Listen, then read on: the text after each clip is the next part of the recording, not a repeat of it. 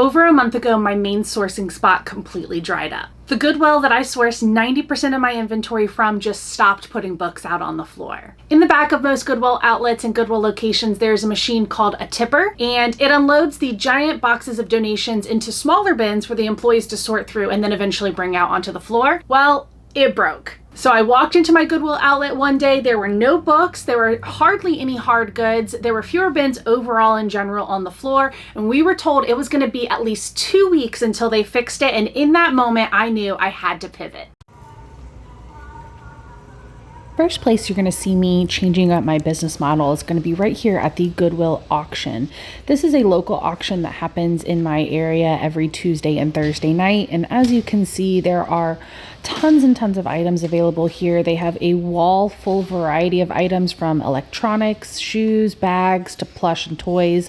And then all along the floor, you're going to see these gaylords that are just chock full to the brim with a variety of items. Some of them have things like you see here, lots of toys and random toys, basically, is what a lot of it is. There's puzzles. There might be some other types of electronics. You saw there's some vinyl records and things like that blended in there. A lot of times there's a lot of home decor. Here you can see there is almost a half a gaylord of some books. Now there's like some random chairs and stuff thrown in here. And then I quickly realized that these are all mass market. So these aren't going to be something that I'm really personally interested in bidding on. It's got some stuff in here that I would be wanting, but overall not great. Now I did end up buying a gaylord. This is the one I purchased. And unfortunately, it really was a dud. As you can see flipping through, there are things that are not even books in here. And the further and further I got into the bin, the more I just realized it was not going to be worth it. I started sorting. You can see I use these 2 bags and baskets to kind of sort through all of the different books. I do have a few different methods, and one of them is this large stack here, which is where I will scan the barcodes and see if there's a more profitable way for me to sell them outside of Whatnot. But for the most part, overall, the auction was kind of a dud. You can see here it is empty and still a lot of homewares in there. All right, up next, we are back at the Goodwill bin. So this is taking me completely back to my roots. This is how I used to source and what I used to do before I really got into books. I dabbled in toys and educational material, homewares, things that sold really well on eBay, and I do enjoy it, but I no longer really enjoy digging through these bins. I really like the books because it's all one thing, as opposed to kind of the treasure hunt of what are you going to find as you're digging through. So I just kind of pick through. I look for something that catches my eye. I try to grab whatever I can. Here I did grab a Neopet. These are awesome. This is a little McDonald's plush, but they actually sell well, especially in lots. Of course, Little People, got to pick up the Little People figures. Those also sell really well and still have a pretty high demand for them. So little wooden cars like this, I love to sell. People like wooden cars for trains or just like kind of a Montessori approach. But I'm just looking for things that I know sell well, and I'll do a Whatnot show where I will showcase all of these items at usually a really fair price. I do a lot of bundling and just kind of move it all really quickly. And you see, I have to be a little selective. I thought this little pink koozie was cute, but just not really my market and not necessarily something that I'd pick up, but maybe some value there for someone else. Hot Dots is a little educational workbook system, and I about freaked out when I just happened to see the Hot Dots pen in the back, and I pressed it, and sure enough, it did work. So that's going on eBay for sure. Now I'm peeking back here, noticing that they are bringing out some bins, and what do we know? A plush change. So I wasn't able to record too much, but I already flipped through, and y'all, I did so well on this plush haul. I was very excited. You're going to see here my cart is full to the brim with plush.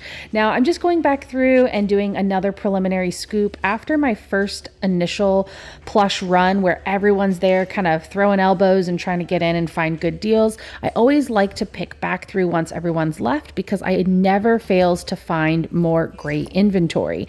So as you see here, I absolutely cleaned house on the plush change, and I'm so excited. Lots of really great options, and I'm going to end up having a plush show that most of these will be featured in. So great haul.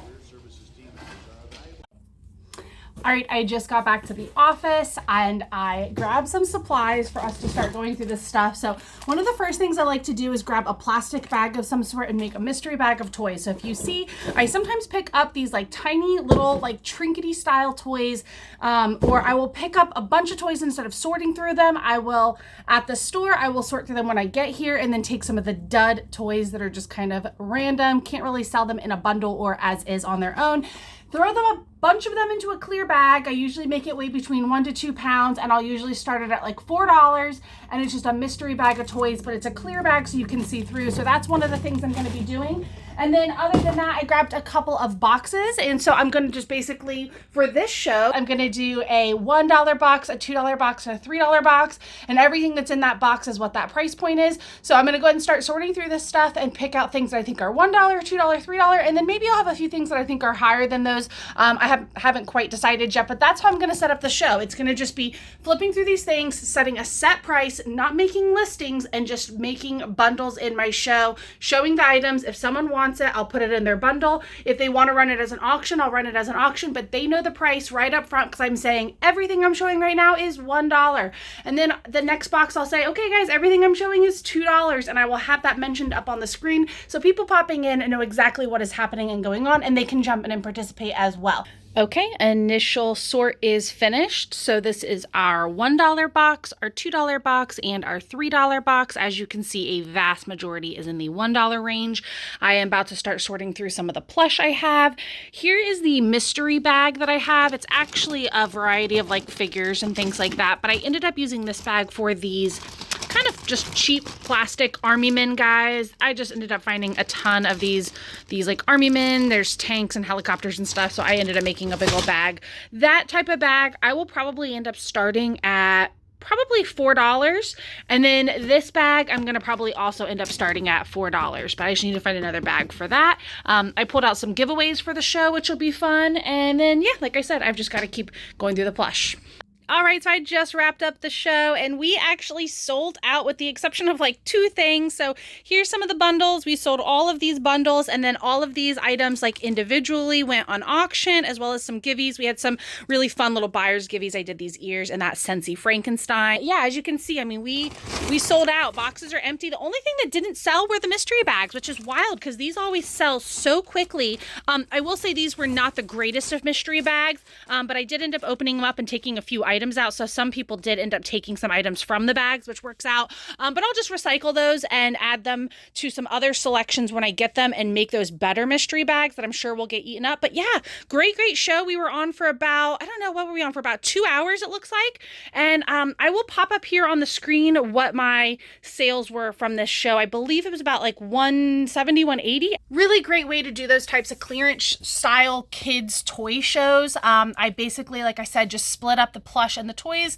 in $1, $2, and $3 piles, and people really like that. It's very easy to follow along. So if you're ever trying to move some toys or plush in a quick fashion, that is definitely a way to do it. So 2 hours, I will take that, and now I just gotta go pack it all up.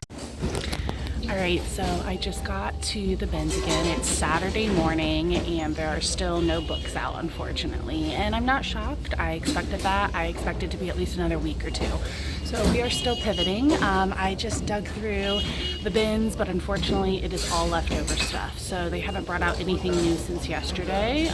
Plush is also leftover, but I'll give you guys a little like view of what it's looking like. So unfortunately, I'm gonna be stuck digging. I'm gonna stay here for probably about an hour longer and wait for some bin changes. I know they're gonna bring out more plush and some more hard goods.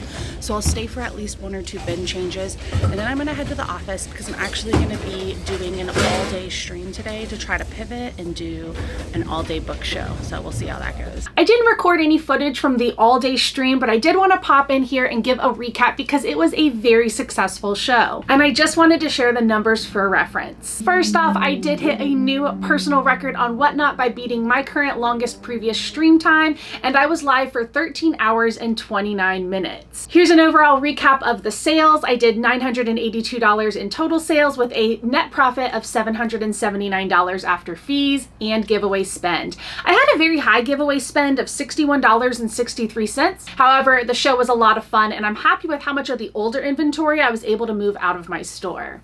All right, we're at the bins for another day, and as you can see, still no books. They have plush and handbags lining the middle where the books used to be, and it also just looks so bare. I don't know if you can kind of tell by looking around, but it just feels really empty in here. I am noticing a lot of the hard goods are also just kind of the same. They're not changing everything out too much. That tipper being broken has really damaged the flow of new inventory, but nonetheless, I dig and I try my best to find profit. So another little person, that is actually a vintage Little People figure. So those sell even better than that one you might have seen in the previous clip. Now, I did find a book. I will always pick these up, even if they're just mixed in with the hard goods. We've got a Splat the Cat book that will sell for me. I did pick up this candle, but it has been used, so it is going back in the bin. And it just is a matter of going through all of the bins and just doing your best, digging through, kind of trying to get to the bottom, just seeing what catches your eye. Out of nowhere, I noticed a bunch of people gathering around this bin, and I realized I missed a plush change.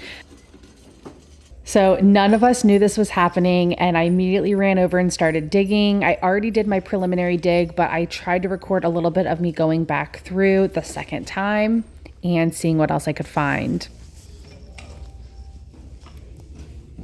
From that super sneaky plush haul they just did, they brought it out and no one knew, so we all just kind of like ran over there. I did get a couple of Build-A-Bear costumes. I've got some dresses here, so Build-A-Bear stuff I'll just lot up together. I did get these awesome Mickey hands. Now the question is, do I keep them for myself or not? They're pretty cool. They're full-size gloves. I'm not going to fit my hands in there, but they're full-size Mickey gloves. Super cool. I've got a candy corn guy here, which was adorable. And then I've got a super soft Peter Rabbit character. It's just way too soft. A Care Bear. We've got Pua from Moana. The Club Penguin might have been the best one. If you guys see this Club Penguin, it's typically like a bolo. We've got a little pumpkin baby costume. Look at the cutest little Cat the Hat. I don't even know what he is, but he's so cute. And then this is a Kong toy I need to look at. You know, like the durable dog toys. People like those.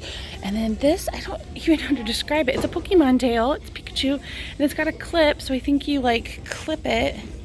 And it's like a Pokemon Pikachu tail. The entire time that this has been going on, I have been utilizing my actual Goodwill store. This is right next to the outlet, and this is the book selection, and it is a huge selection. You can see the pricing points there. It's $1.99 for hardbacks, $1 for softback adults, and then 49 cents for kids books. And it's a great selection. The woman who puts the books out here does an incredible job. She really tries hard to keep it stocked with good new inventory, and as you can see, it is looking super clean from a new restock recently. I realized that I did not actually show anything that I put in the cart. So this is actually what I ended up getting from my local thrift store. I got a big old bag full of a blend, a lot of kids, some cookbooks, chapter and picture. And then I have some adult stuff here as well. Some solid stuff. We've got a nice little Stephen King, some book of the month. So some really great stuff. So it ended up being a really nice little haul. And I really appreciate the lady who's working over there putting all of this quality stuff out for me to grab. This is after a plush show. So I just did a huge plush show. I actually did it a little bit differently than I normally do, but these are the stacks of plush that are lined up after the show. These are the orders ready to go. I believe it was 25 individual orders. You may see some familiar plush. The Joker did end up selling there. I think it sold for maybe about $12. Keep in mind, you know, prices on Whatnot are going to be generally a little bit lower than on eBay. But then again, I can tell you some stuff that sold in these winter pick auctions in these bags you see here. Some of those plushes ended up selling for 3 plush for like $16, $17, and $18, I think were some of the highest ones. And those plush in there are nowhere near worth even maybe $2 each on eBay. So there is a market for both undesirable plush on eBay and desirable plush on eBay for Whatnot. Some of your really desirable may sell a little bit lower. And then some of your less desirable may actually sell for higher and surprise you and kind of end up balancing it out. So just keep that in mind. I just wanted to show you guys this here though. This is the lineup and I'm going to get started packing.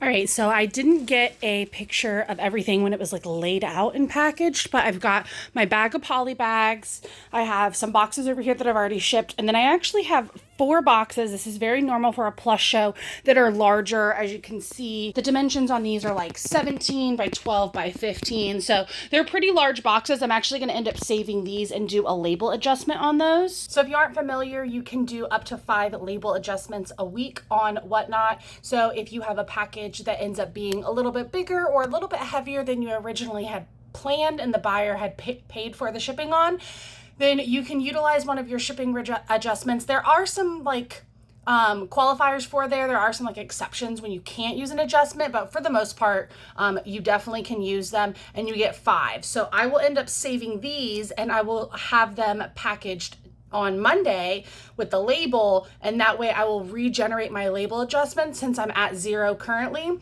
I'll use these next 4 starting off on Monday and be able to ship those labels without an additional charge. But I just wanted to give you a little behind the scenes on what a Plush Show like recap looks like. Unfortunately, I don't have any footage of me actually doing the Plush Show, but it was great. It ended up being an awesome show. Without those labels printed, I don't know 100% what my total payout's going to be, but my total sold was $503. So after shipping and fees and everything, it'll probably be close to like $400 as a payout. But yeah, it was a really great show and glad that at least the pivot to educational plush toy type items is working for me right now. All right, y'all, let's go ahead and wrap this video up. This is part 1 of a 2-part pivoting series that I wanted to share with you guys. I hope that you're enjoying a little bit of this behind the scenes of what it looks like when I have to come out of one niche and go into another. It is so important to gain knowledge in at least a handful of categories so that in the case that one of your categories is no longer viable, you have an alternative item or selection of categories that you can still monetize. Go ahead and tell me in the comments below, what is your main niche and what are some of the categories or niches that you would use in the event that you needed to pivot? For me, as you saw, it was a lot of plush and educational material, but I want to hear from you guys. What do you currently sell, but what are your kind of alternative niches that you would sell in from time to time or in the event that your main niche dried up? All right, guys, thank you so much for watching. Look out for a part 2 on this series of me pivoting within my business. I'll go ahead and give you a spoiler alert. Books are back. I actually just did a huge haul this weekend, and I'm so excited to be back into the book game. I love plush and I love toys and educational material, but books are truly where my heart lies. So a little bit of a spoiler alert, but for the next couple weeks, I still had to pivot. So you're going to see those last 2 weeks of August of me pivoting and still sourcing elsewhere, cherry picking and sourcing other categories. All right, guys, thank you so much for watching. I appreciate you so much as always. If you learned something from this video or you just enjoyed it, please make sure you're smashing that like button and consider subscribing if you haven't already. And don't forget to comment below. Let me know what niches you sell in and what your pivot niches are. Guys, I'll see you all next week. Have a great week until then. Bye.